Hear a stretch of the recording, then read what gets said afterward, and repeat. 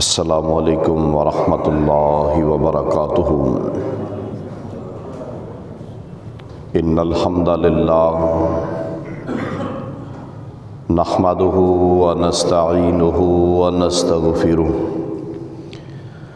ونعوذ باللہ من شرور انفسنا ومن سیئات اعمالنا من يهده الله فلا مضل له ومن يضلل فلا هادي له وأشهد أن لا إله إلا الله وحده لا شريك له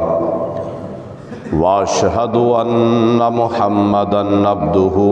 ورسوله اللهم صل على محمد وعلى آل محمد كما صليت على إبراهيم وعلى آل إبراهيم إنك حميد مجيد اللهم بارك على محمد وعلى آل محمد كما باركت على إبراهيم وعلى آل إبراهيم إنك حميد مجيد اما بعد فاعوذ باللہ السمیع العلیم من الشیطان الرجیم من ہمزہ ونفخہ ونفثہ بسم اللہ الرحمن الرحیم والسابقون الاولون من المہاجرین والانصار والذین اتبعوہم بإحسان رضی اللہ عنہم ورضوا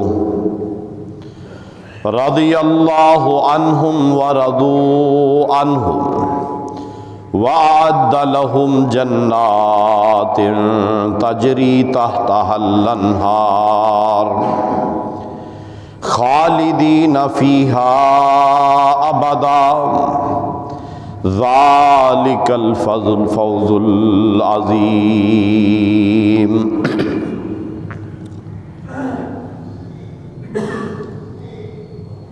اور وہ خوش نصیب جن کا تعلق مہاجرین سے ہے اور انصار سے ہے، جو ایمان میں سبقت لینے والے، آگے بڑھ جانے والے ہیں اور قیامت تک کے لیے ان خوش نصیب اور پاکیزہ ایماندار لوگوں کی جو بھی پیروی کرے گا، اللہ عز و جل ان سے راضی ہیں اور وہ بھی اللہ عز و جل سے راضی ہیں، اور اللہ عز و جل نے ان لوگوں کے لیے اپنی جنتوں کو تیار کر رکھا ہے کہ جس کے نیچے نہریں بہہ رہی ہیں۔ الحمدللہ یہدیکم اللہ۔ اور یہ لوگ اس میں ہمیشہ ہمیش کے لیے رہیں گے، اور یہی تو بہت ہی بڑی کامیابی ہے۔ تو ہر قسم کی حمد و ثنا اللہ وحدہ لا شریک ذات کے لیے کہ جو ذات باری تعالی ہم سب کی خالق، مالک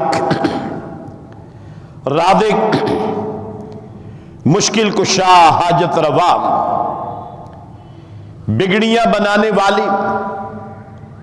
نفع اور نقصان، زندگی اور موت، تنگدستی اور خوشحالی، تندرستی اور بیماری، بیٹے اور بیٹیاں، الغرض اس کائنات کے ایک ایک ذرے کی واحد بلا شرکت غیر حاکم، مالک اور مختار اور معبود ذات ہے، اس کے لیے اور درود و سلام امام الانبیاء، سید الانبیاء، جناب محمد الرسول اللہ صلی اللہ علیہ وآلہ وسلم، آپ کی ذات اقدس و مطہر کے لیے کہ جن کی زندگی کا ایک ایک لمحہ میرے لیے، آپ سب کے لیے، رہتی دنیا تک کے لیے واحد مشعل راہ اور باعث سعادت و نجات ہے، اور یقیناً آپ صلی اللہ علیہ وسلم کے اسوہ حسنہ کے مقابلہ میں اس کائنات کے اندر کوئی دوسرا نظام، کوئی دوسرا آئین، کوئی دوسری تہذیب، ثقافت، وہ ایک مومن مسلمان آدمی کے لیے قابل عمل نہیں ہے، اور مومن اور مسلمان آدمی اس کی پوری زندگی اسوہ رسول کریم صلی اللہ علیہ وآلہ وسلم کے عین مطابق گزرنی چاہیے، جس طرح صحابہ رضوان اللہ علیہم اجمعین نے گزاری۔ اور اسی تناظر میں صحابہ رضوان اللہ علیہم اجمعین، ان کی زندگی کے احوال آپ کے سامنے بیان کیے جا رہے ہیں، اور اس سلسلہ میں جناب سیدنا عثمان ذو النورین رضی اللہ تعالی عنہ، جو کہ آپ صلی اللہ علیہ وسلم کے خلیفہ ثالث ہیں، ان کا تعارف آپ کے سامنے شروع کیا تھا کہ آپ کا تعلق بھی قبیلہ قریش سے ہے، اور قریش پیارے رسول صلی اللہ علیہ وسلم کا خاندان ہے۔ ہر مومن، ہر مسلمان آدمی کے لیے ضروری ہے کہ وہ اس قبیلہ اور اس قبیلہ میں جتنے بھی مومن مسلمان افراد و احباب ہیں، ان کی عزت کرے، ان کی توقیر کرے، کیونکہ آپ صلی اللہ علیہ وسلم نے فرمایا کہ جس نے قبیلہ قریش کی اہانت کی، آپ نے فرمایا میری اللہ سے دعا ہے کہ اللہ پاک اسے ذلیل کر دے۔ اس لیے ان پاک بعد ہستیاں کہ جن کا تعلق قبیلہ قریش سے ہے، ہمیں ان کے بارے میں بات کرتے ہوئے اپنی زبان، اپنا دل، اپنا دماغ اسے حاضر رکھنا ہوگا، تاکہ کوئی ایسا لفظ، کوئی ایسا حرف ان عظیم ایماندار ہستیوں کے بارے میں نہ نکل جائے کہ آپ صلی اللہ علیہ وسلم کی ہم اس بد دعا کا مستحق ٹھہر جائیں۔ اور اس میں ایمان والے لوگ شامل ہیں، بے ایمان جو ہے ان کی جو ہے وہ اس میں بات نہیں ہے۔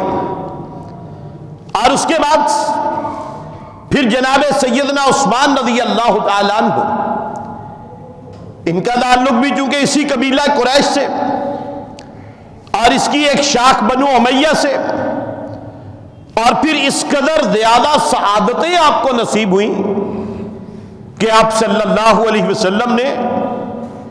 اعلان نبوت کے بعد اللہ تعالیٰ کے حکم سے جو پہلی رشتہ داری کی وہ جناب عثمان رضی اللہ تعالی عنہ ہیں۔ اپنی بیٹی کا نکاح آپ صلی اللہ علیہ وسلم نے ان سے کیا، سیدہ رقیہ، اور پھر اس کے بعد آپ کی استقامت اور اللہ کے دین کے لیے اپنے اس وطن کو چھوڑا کہ جس ملک کے اندر ضرب المثل بن چکی تھی کہ اے لوگوں،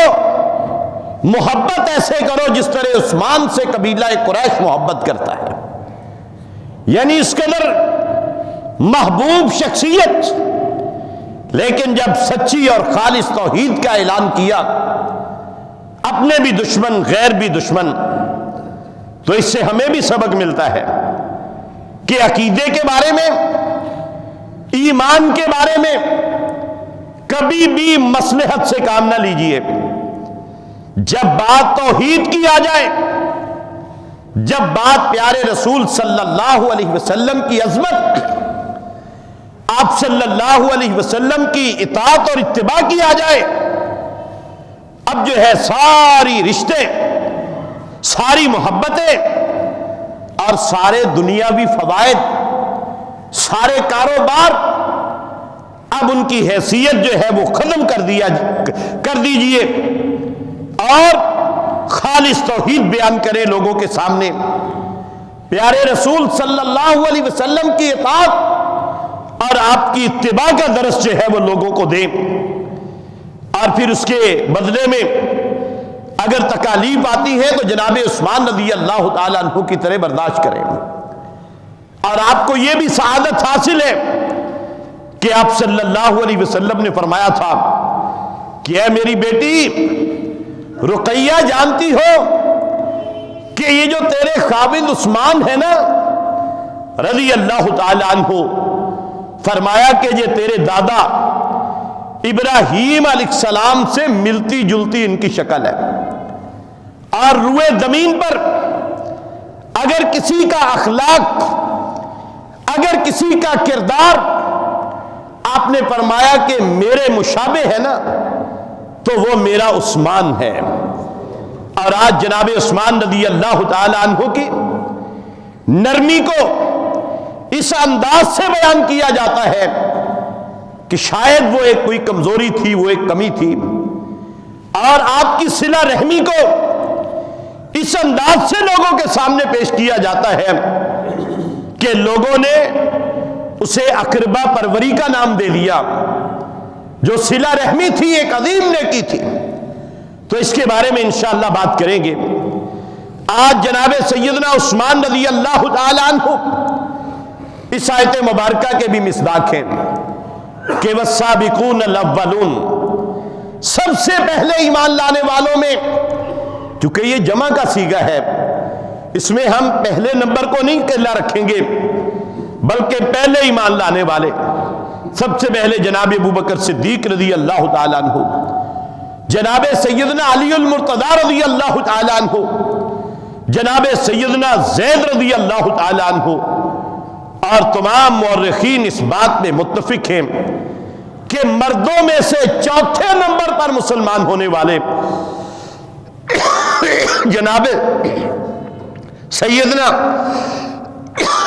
عثمان ذو النورین ہے رضی اللہ تعالیٰ عنہ، چوتھے نمبر پر مسلمان ہونے والے۔ اور یہ آیت مبارکہ صرف فضائل صحابہ کے لیے نہیں ہے، اس آیت مبارکہ میں میرے اور آپ کے لیے بھی بہت بڑی بڑی خوشخبریاں ہیں۔ اللہ پاک نے کیا فرمایا؟ فرمایا کہ من المہاجرین والانصار والذین اتبعوہم بإحسان، قیامت کے دن تک، قیامت کے دن تک روئے زمین پہ بسنے والا کوئی بھی مرد، کوئی بھی عورت، چھوٹا بڑا، فرمایا جو بھی میرے ان صحابہ کے احسن طریقے سے پیروی کرے گا، اچھے طریقے سے میرے صحابہ کی پیروی کرے گا، ان کی طرح اپنا ایمان بنا لے گا، اپنا اسلام بنا لے گا، ان کی طرح اس کی خوشیاں ہوں گی، صحابہ کی طرح اس کی غمیاں ہوں گی، صحابہ کی طرح ان کا آئین اور قانون، صحابہ کی طرح ان کی تہذیب ثقافت، صحابہ کرام جیسا لباس، صحابہ کرام جیسی شکل و صورت، فرمایا رضی اللہ عنہم ورضوا عنہ۔ ہم تو یہی پڑھا کرتے ہیں نا عام طور پر کہ یہ عظیم لقب اللہ نے صحابہ کے لیے خاص کیا ہے، اور یہاں پہ اس آیت مبارکہ میں ایک بڑی خوشخبری ہے، قیامت تک آنے والے لوگ اگر آپ خلوص نیت سے ابھی بیٹھے بیٹھے نیت کر لیں کہ ہم نے پیارے رسول صلی اللہ علیہ وسلم کی اطاعت اور اتباع اسی انداز سے کرنی ہے جس طرح ابو بکر نے کی، عمر نے کی، عثمان نے کی، جس طرح علی رضی اللہ تعالی عنہم رضوان اللہ علیہ مجمعین نے کی، ہم نے بھی اسی طرح آپ صلی اللہ علیہ وسلم کی اطاعت اور اتباع کرنی ہے۔ آپ سچے دل سے یہ ارادہ کر لیں، اس آیت مبارکہ کے مصداق آپ بن جائیں گے، رضی اللہ عنہم میں آپ بھی شامل ہو جائیں گے، کیونکہ اللہ نے قرآن میں واضح طور پر کہا والذین اتبعوہم بإحسان۔ اور آج جناب عثمان رضی اللہ تعالی عنہ آپ کی سیرتیں اور آپ کی سوان عمری اگر ہم دیکھیں نا، اب دیکھیے ان کے بارے میں کہ آپ کی سیرت، آپ کی سوان عمری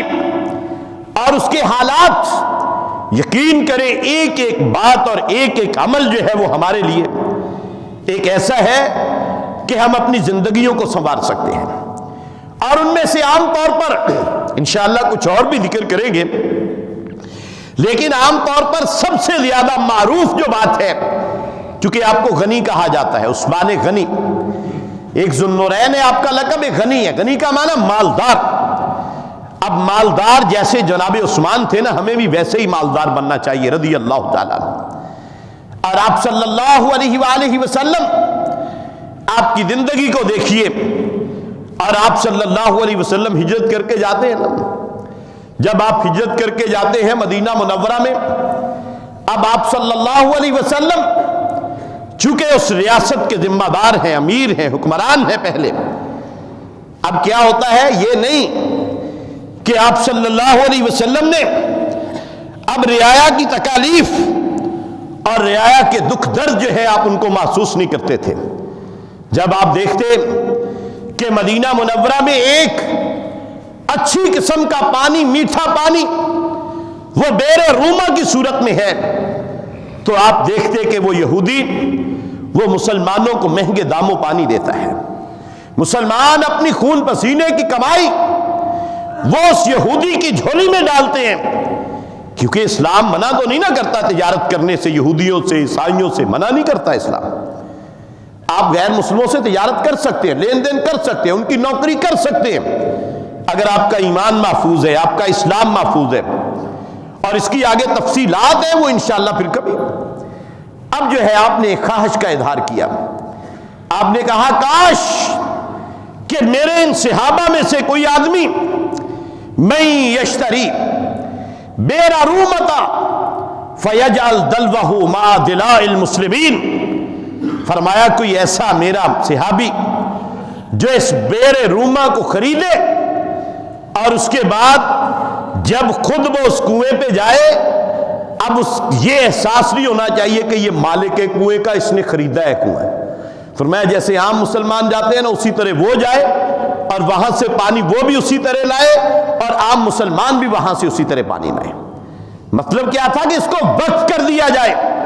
مدینہ منورہ کے مسلمانوں کے لیے۔ یہاں سے یہ بھی پتہ چلتا ہے کہ یہ ریاست کی ذمہ داری ہے اولین، آپ نے مسجد بنائی سب سے پہلے، کیونکہ ہمارے کھانے پینے لباس ہمارے مکان سے زیادہ ضروری ہمارے لیے ہماری مسجد ہوتی ہے۔ آپ جہاں بھی چند دن کے لیے ٹھہرے آپ نے مسجد کی تعمیر کی ہے۔ اب ہم اپنی کوٹھیاں، اپنے بنگلے، اپنی دکانیں ان کو تو بڑھاتے جاتے ہیں، لیکن ہمیں مسجد کی فکر نہیں ہوتی۔ مسجد کے معاملہ میں بعض بھائی کہتے ہیں یہ لفظ نہ بولا کریں، لیکن یہ لفظ ٹھیک ہے، ہم تو فعلی بن جاتے ہیں، حالانکہ یہ ہماری اپنی ضرورت ہے۔ ہمیں مسجد کے لیے اپنا اپنا حصہ ڈالنا چاہیے،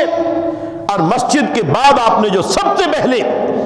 ذمہ داری جو کام کیے، ان کاموں میں سے ایک کام اور بھی ہے، ان میں سے ایک کام یہ بھی ہے کہ رعایا کے لیے پانی کی ذمہ داری ہے، پانی کا انتظام کیا جائے لوگوں کے لیے۔ اور ہمارے ہاں بھی آپ دیکھتے ہیں کہ ہر حکمران وہ آتا ہے پانی کے نام پر، جی پانی پینے کے لیے نہیں ہے عوام کے لیے، جب حکمران بن جاتا ہے پھر پانی کے لیے کوئی کام ہی نہیں ہوتا۔ اور پھر کبھی کسی ملک کے اوپر الزام، جی انہیں ساڈا پانی ڈک لیا، انہیں ساڈا پانی بنا لیا، انہیں ڈیم بنا لیا، انہیں اے کر لیا۔ بھئی وہ بنا رہے، ہم نے کیا کیا؟ ہم کیا کر رہے ہیں؟ شاید آپ لوگوں کو اس بات کا علم نہیں ہے کہ 90% پانی ہمارے ملک کا جو بچا کچا پانی آ رہا ہے نا، اس میں سے 90%، یہ میں بہت ہی جو ہے وہ کم کر کے بتلا رہا ہوں، اس سے زیادہ ہے جو فگر ہے، حقیقی ایکچوئل فگر اس سے زیادہ ہے۔ 90% پانی ہمارے ملک کا ضائع ہوتا ہے، وہ سمندر میں جا گرتا ہے، ہمارے پاس اس کو محفوظ کرنے کے لیے ڈیم ہی نہیں ہے۔ اندازہ لگائیے، ڈیم ہی نہیں ہے، بنا ہی نہیں رہے ہم، بنا ہی نہیں رہے ڈیم۔ 90% پانی ہمارے ملک کا، اندازہ لگائیے اگر وہ پانی ذخیرہ کر لیا جائے تو یہ ہمارے ذمہ داروں کو ٹیوب ویل لگانے کی ضرورت نہیں ہے۔ ہمارے پاس پانی وافر ہوگا، بجلی وافر ہوگی، لیکن ہم محفوظ نہیں کر رہے۔ کیوں نہیں کر رہے؟ اب وہ رپورٹیں تو میں نہیں پڑھ سکتا یہاں پہ کھڑا ہو کے کہ کون کون کس کو سالانہ نہیں ماہانہ پیسے دیتا ہے کہ تم نے اس ملک کے اندر ڈیم نہیں بننے دینے، اور نہیں بن رہے۔ یہ ریاست کی بنیادی اور اولین ذمہ داری ہے۔ 70 سال ہو گئے اور ہمارے پاس وافر پانی موجود ہے۔ یہ اللہ تعالیٰ نے ایک ایسا خطہ ہمیں عطا کیا ہے، اللہ کی قسم اتنی نعمتیں کسی اور ملک میں نہیں ملے گی۔ معاشی اعتبار سے اس قدر زیادہ زرخیز کوئی اور ملک نہیں ہوگا، ہر قسم کی سہولت سارے موسم۔ لیکن عجیب کیفیت ہے، تو آپ نے اعلان کیا اور ساتھ آپ نے کیا کہا؟ آپ نے فرمایا بخین اللہ فی الجنہ، جو یہاں پہ لوگوں کو پانی دے گا میں اس کے بدلے میں اس کے لیے جنت کے اندر بہت بہترین جو ہے وہ پانی کا انتظام کر کے دوں گا۔ ضمانت دے رہے ہیں نا۔ اور ایک روایت کے اندر آتا ہے کہ آپ صلی اللہ علیہ وسلم نے فرمایا فلاح الجنہ، جو بندہ اس کنویں کو خریدے گا جنت اسی کی ہے۔ اب وہ جنتی ہے۔ اور ایک روایت میں آتا ہے کہ غفر اللہ لہو، ایک ہے غفرہ، ایک ہے غفر اللہ لہو، فرمایا اللہ نے اسے بخش دیا ہے۔ سمجھ لے کہ اللہ نے اسے بخش دیا ہے۔ اب جناب عثمان رضی اللہ تعالیٰ عنہ اٹھتے ہیں اور مدینہ منورہ میں جتنے بھی مہاجر انصار لوگ آباد ہیں، اب سب جو ہیں سمجھا جائے تو یہ ایک گویا کہ محسن ہے مدینہ منورہ کے، اس ریاست مدینہ کے، کہ جن کے لیے آپ نے پانی کا انتظام پیارے رسول صلی اللہ علیہ وسلم کی ہدایت پر جو ہے وہ کیا۔ مسجد نبوی کی توسیع کا معاملہ آتا ہے،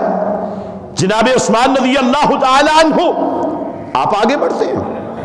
اور آپ زمین خریدتے ہیں اکیلے ہی۔ آپ نے فرمایا کام ہے، مسجد نبوی کی زمین جو ہے وہ کم پڑ گئی ہے جگہ، مومن مسلمان زیادہ ہو گئے ہیں، اس کی توسیع کی ضرورت ہے۔ آپ نے فرمایا کوئی اٹھے اور میں اسے ضمانت دیتا ہوں جنت کی۔ جناب عثمان رضی اللہ تعالیٰ عنہ اٹھے۔ یہ میرے بھائیوں صحابہ اکرام کے واقعات، یہ باتیں اس لیے بتائی جا رہی ہیں آپ کو کہ اپنے مال کو اسی سمت پہ لگائیں جس سمت پہ جناب عثمان رضی اللہ تعالیٰ عنہ لگایا تھا، اللہ کے لیے،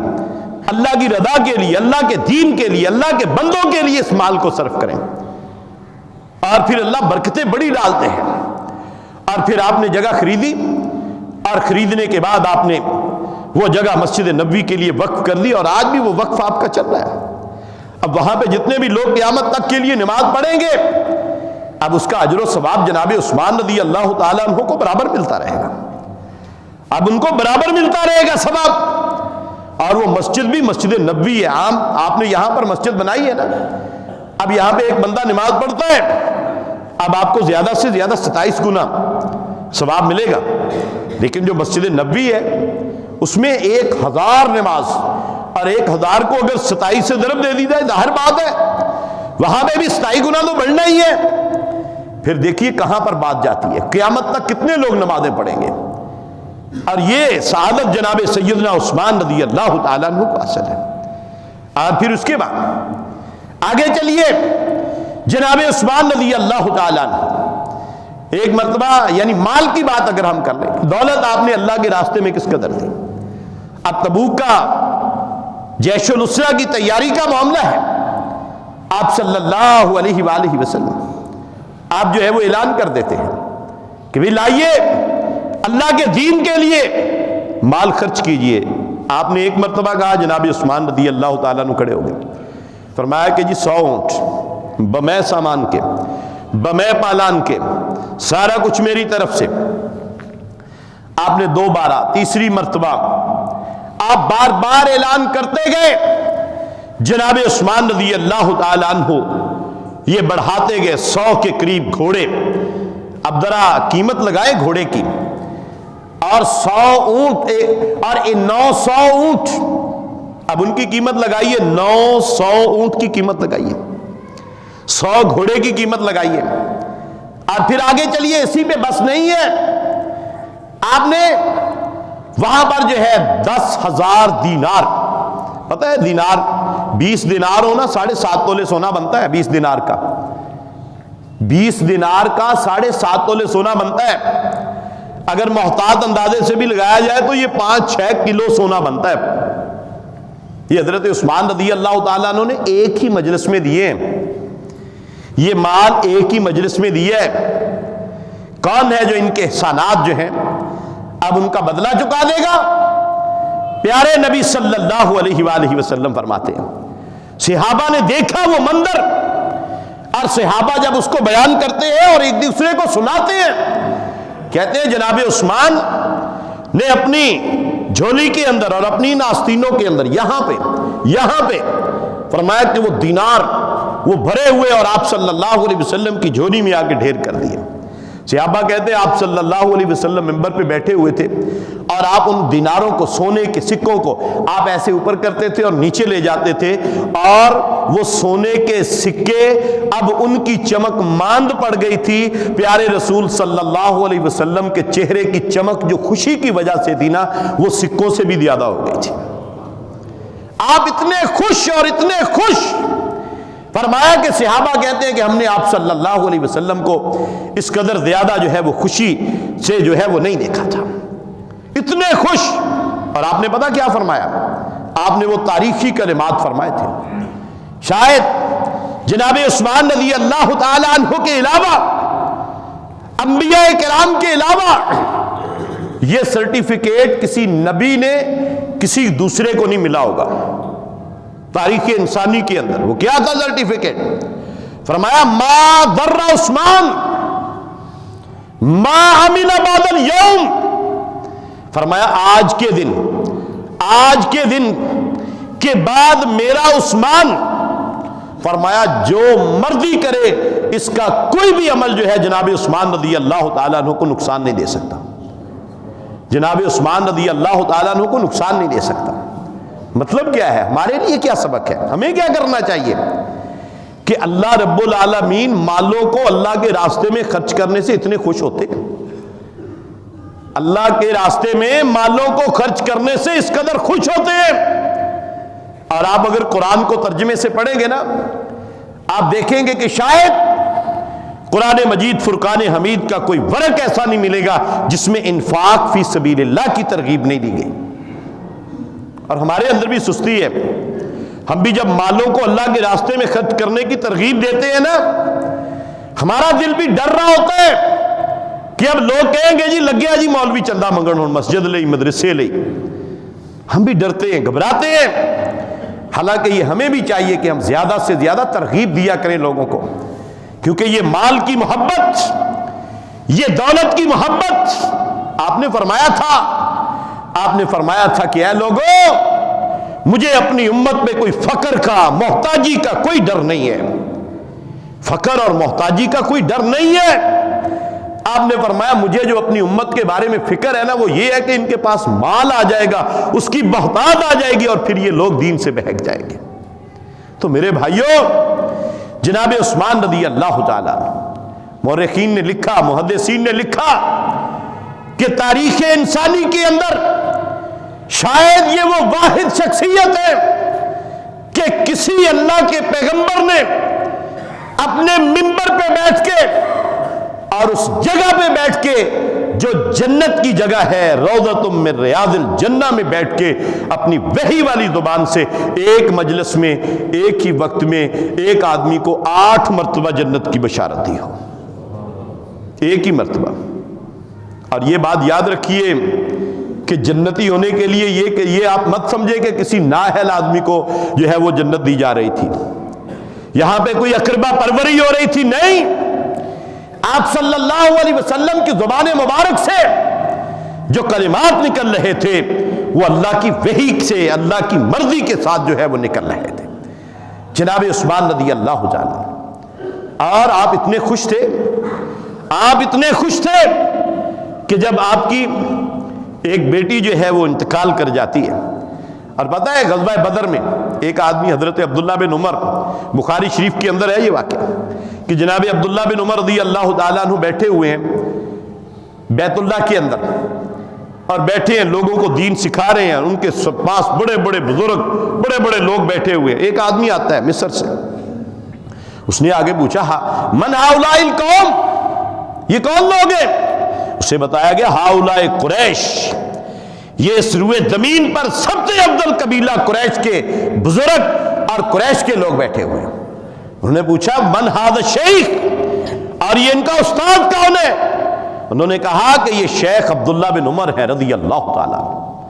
یہ جناب عبداللہ بن عمر ہے رضی اللہ تعالیٰ۔ اور وہ آگے بڑھا، اور آگے بڑھ کے کچھ لوگوں کی سوچ ہی منفی ہوتی ہے، تنقید ہی کرنی ہوتی ہے۔ انہوں نے بیت اللہ میں جا کے بھی، مسجد نبوی میں جا کے بھی، آج بھی ایسے لوگ موجود ہیں، مسجد نبوی میں جا کے بھی تنقید کرتے ہیں، بیت اللہ میں جا کے بھی تنقیدیں کرتے ہیں۔ اب کیا ہوا؟ اس نے کہا جی دیکھو جی کچھ سوال کرنے ہیں تو انہوں نے کیجئے۔ انہوں نے کہا جی جناب عثمان کے بارے میں کچھ میرے دماغ کے اندر خلش ہے کہ جناب عثمان رضی اللہ تعالیٰ عنہ بدر میں شریک نہیں ہوئے تھے، اور جو بدر میں صحابہ شریک ہو گئے سارے صحابہ سے وہ افضل ہو گئے تھے، اور بدر کے صحابہ کے بارے میں بھی یہی اعلان ہے کہ وہ جو مرضی کریں بعد میں۔ اور پھر فرمایا کہ وہ بدر میں نہیں شریک ہوئے جناب عثمان رضی اللہ تعالیٰ عنہ، انداز تنقید والا تھا، علم حاصل کرنے والا نہیں تھا، وہ ایک تنقید کر رہا تھا، وہ اپنی طرف سے ایک نشتر چلا رہا تھا لوگوں پر جناب عثمان رضی اللہ تعالیٰ عنہ کے بارے میں۔ بیت اللہ میں بیٹھ کے جناب عبداللہ بن عمر رضی اللہ تعالیٰ آپ نے جواب دیا، آپ نے فرمایا پتہ کیا بات کیا ہے؟ آپ صلی اللہ علیہ وسلم کی بیٹی رقیہ رضی اللہ تعالیٰ عنہ، وہ آپ کی بیوی تھی، جناب عثمان رضی اللہ تعالیٰ عنہ کی بیوی تھی، اور وہ بیمار تھی، شدید بیمار تھی۔ جب آپ نکلے تو جناب عثمان بھی نکلے قافلے میں۔ آپ نے فرمایا کہ اے عثمان تو نہیں جائے گا، تو تیمارداری کرے گا میری بیٹی کی۔ اور جناب عثمان رضی اللہ تعالیٰ عنہ تیمارداری کرتے ہیں، اور جب تیمارداری کرتے ہیں نا، تیمارداری کرنے کے بعد اب آپ کی صلی اللہ علیہ وسلم کی بیٹی جو ہے ان کی وفات ہو جاتی ہے۔ جناب عثمان غم میں ڈڈال ہے، پیارے رسول صلی اللہ علیہ وسلم موجود نہیں ہے، اور آپ نے چونکہ شریعت میں بھی یہی ہے کہ میت کی تدفین کے لیے جلدی کی جائے، آپ نے رکا نہیں ہے بلکہ ان کے غسل اور کفن کے بعد ان کی تدفین کی۔ اب تدفین ہو رہی ہے، مٹی ڈالی جا رہی ہے، ادھر سے جو ہے وہ آپ صلی اللہ علیہ وسلم کے غلام آ جاتے ہیں بدر کے مارکے کی فتح کی خوشی کی خبر لے کر، اور مٹی ڈالی جا رہی ہے، پیچھے سے آپ صلی اللہ علیہ وسلم بھی تشریف لائے۔ قبر پہ آ کے آپ صلی اللہ علیہ وسلم نے دعا کی، کیونکہ نماز جنازہ کے بعد دعا شریعت کے اندر نہیں ہے، قبر پہ دعا کرنی چاہیے، لمبی دعا کرنی چاہیے۔ آپ صلی اللہ علیہ وسلم نے دعا کی، جناب عثمان رضی اللہ تعالیٰ عنہ کو دلاسا دیا، اور آپ صلی اللہ علیہ وسلم نے پھر اپنی دوسری بیٹی کا نکاح بھی جناب سیدنا عثمان رضی اللہ تعالیٰ عنہ سے کر دیا۔ اللہ کے بندو، اللہ کے نبی کا انتخاب ہے، اللہ کے رسول صلی اللہ علیہ وسلم آپ کو اپنے لیے داماد ڈھونڈیں، اپنی بیٹیوں کے لیے آپ کہیں کہ نہیں جی داماد ایسا ہونا چاہیے، ایسا ہونا چاہیے۔ اللہ کے رسول صلی اللہ علیہ وسلم نے جو اپنی بیٹی کے لیے، اپنی بیٹیوں کے لیے داماد ڈھونڈے ہیں، وہ آپ نے ویسے ہی دے دیے بیٹیاں؟ نہیں، آپ نے بھی کائنات کے افضل ترین لوگوں کو چنا، جناب سیدنا علی رضی اللہ تعالیٰ عنہ، جناب سیدنا عثمان رضی اللہ تعالیٰ عنہ، جناب سیدنا عمر بن العاص رضی اللہ تعالیٰ عنہ۔ آپ نے دوسری بیٹی کا نکاح دے دیا، اب آپ پریشان ہیں۔ پریشانی ایک تو بیٹی کی ہے، پیارے رسول صلی اللہ علیہ وسلم کی بیٹی اور آپ کی بیوی جناب عثمان کی بیوی فوت ہوئی ہے، غم ہے، پریشانی ہے، اور دوسرا غزوہ بدر میں نہ جانے کی پریشانی بھی ہے۔ بخاری شریف کے اندر ہے، پیارے رسول صلی اللہ علیہ وآلہ وسلم آپ نے فرمایا کہ اے میرے صحابہ یاد رکھنا کہ یہ جو عثمان ہے نا رضی اللہ تعالی عنہ، فرمایا ان لک اجر رجل ممن شہد بدرا وسہمہ، کہ آج میں یہ اعلان کرتا ہوں کہ جناب عثمان ان کو بدر میں شامل ہونے والے صحابہ جتنا ثواب ان کو ملا، اللہ کے نبی نے کہا اتنا ہی ثواب جناب عثمان کو ملے گا، اور جتنا مال غنیمت ان کو ملا اتنا ہی جناب عثمان کو ملے گا۔ یہ نبوت والی زبان نے آپ صلی اللہ علیہ وسلم نے اعلان کیا تھا، سچا اعلان تھا، کھرا اعلان تھا۔ تو باقی انشاءاللہ وضاحت اگلے خطبہ میں کریں گے۔ وما علینا الا البلاغ المبین۔